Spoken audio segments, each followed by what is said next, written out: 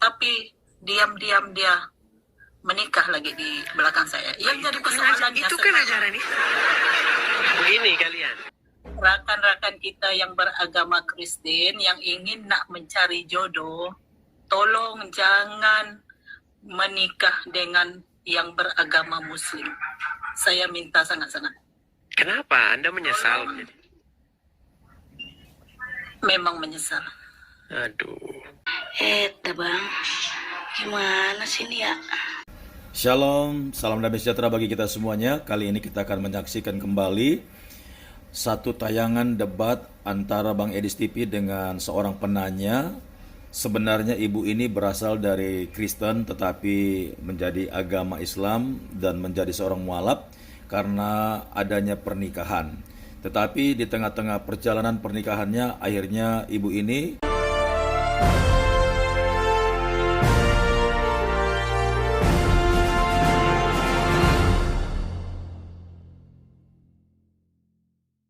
kita kasih naik ada Lian.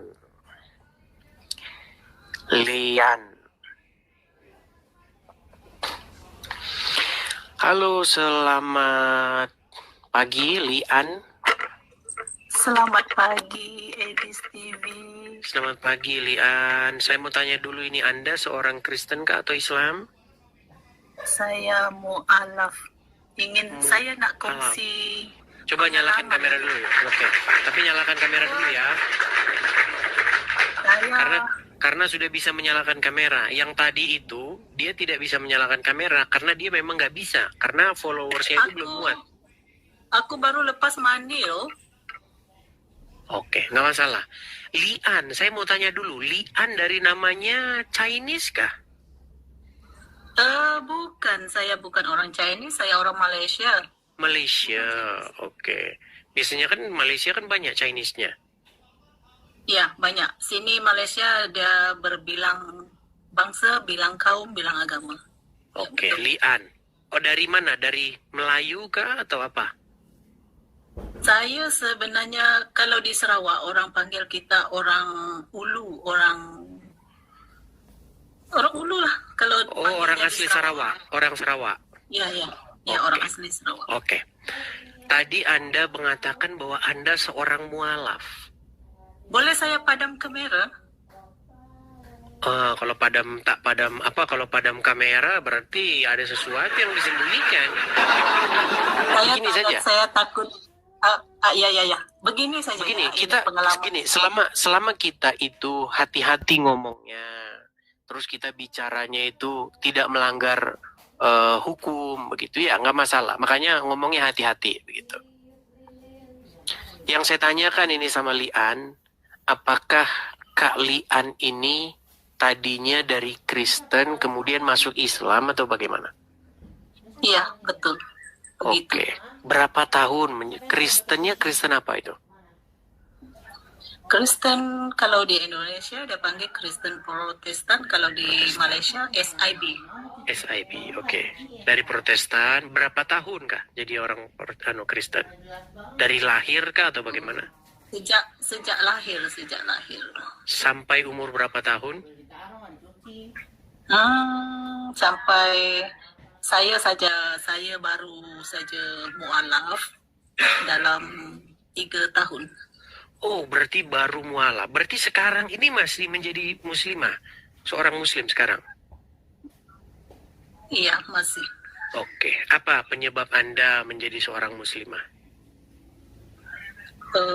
Mula-mula saya berjumpa jodoh.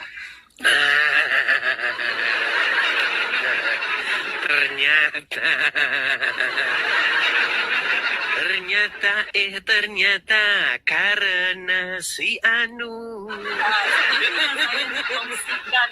Ini yang saya nak kongsikan sebenarnya silakan. kepada rakan-rakan kita yang beragama Kristen yang ingin nak mencari jodoh, tolong jangan menikah dengan yang beragama Muslim. Saya minta sangat-sangat. Kenapa? Anda menyesal? Memang menyesal. Aduh. Kalau di Malaysia, kalau sudah masuk Islam tak bisa keluar lagi kah? Eh, kalau kita sebenarnya ikut hati kita, boleh keluar. Sebenarnya jujur saya katakan saya memang mau keluar. Sebab apa? Di dalam Islam saya tak menemukan kebaikan. Oke lah. Jadi begini, Kak Lian. Apa namanya? Menjadi orang Kristen itu bukan hanya sekedar ID begitu. Kalau ID di ID Islam, makanya saya pernah bilang ini sambil bercanda ya, biarlah ID-nya saja yang Islam, tetapi hati orangnya, manusianya tetap menjadi pengikut Tuhan Yesus begitu. Ya, itulah yang ID-nya saja yang sebenarnya Islam nggak apa-apa. Nanti kalau misalnya, oh nanti kakak tak masuk surga Islam, suruh saja ID-ku itu masuk surga Islam.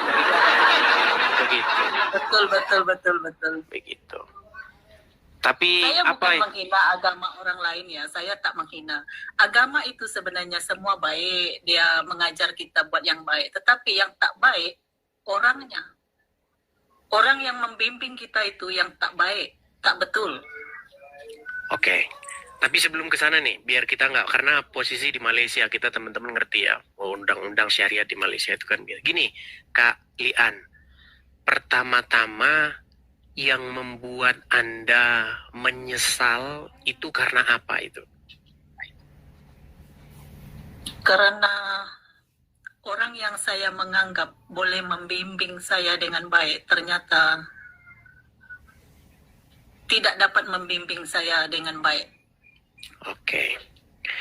Di sana saya tidak menemukan Islam yang sejati. Jangan-jangan malah itu Islam yang sejati. Contoh, karena begini kalian, ya, artinya kalau saya berusaha objektif ya, jangan menilai agama itu dari orangnya, tetapi nilailah agama itu dari ajarannya. Contoh, Anda menjadi seorang mualaf karena menikah. Nah, setelah Anda menikah, ternyata perlakuan suami Anda bilang tadi, itu mungkin buruk dan lain sebagainya. Sehingga pengakuan Anda tidak melihat Islam di dalam diri suami Anda. Jangan-jangan malah justru itu adalah gambaran Islam. Saya kasih contoh. Begini kalian, di dalam Islam, boleh itu nggak mukul istri? Apa dia? Saya berhayal tadi nih. Pukul istri boleh tak dalam Islam tuh? Saya tak belajar sampai di sana. Tapi kalau menurut memang tak boleh ganas, tak boleh. Pokoknya semuanya lah. Nah ini makanya. Jadi ini yang harus makanya kadang-kadang begini. Anda sebenarnya sudah terjebak begitu dengan cinta begitu. Cinta itu membuat Anda akhirnya terperangkap di dalam sesuatu. Ya, hal semacam demikian. Di dalam agama Islam itu kalian boleh pukul istri itu. Boleh. Jadi Soalnya saya ya Edis, jujur, saya masuk Islam, saya tak diajar apa-apa pun dalam pasal agamanya, apa semua. Sebab mula-mula saya fikir suami saya itu boleh membimbing saya dengan baik. Makanya saya berani ikut dia. Bukan maksud saya nak jual Tuhan saya, tidak, jangan salah tafsir ya saudara-saudaraku yang dalam agama Kristen.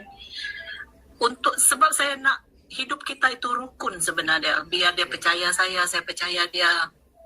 Suami saya baik sebenarnya, dia baik, layan sebagai seorang putri, tapi diam-diam dia menikah lagi di belakang saya. Yang jadi persoalannya itu kan ajaran itu.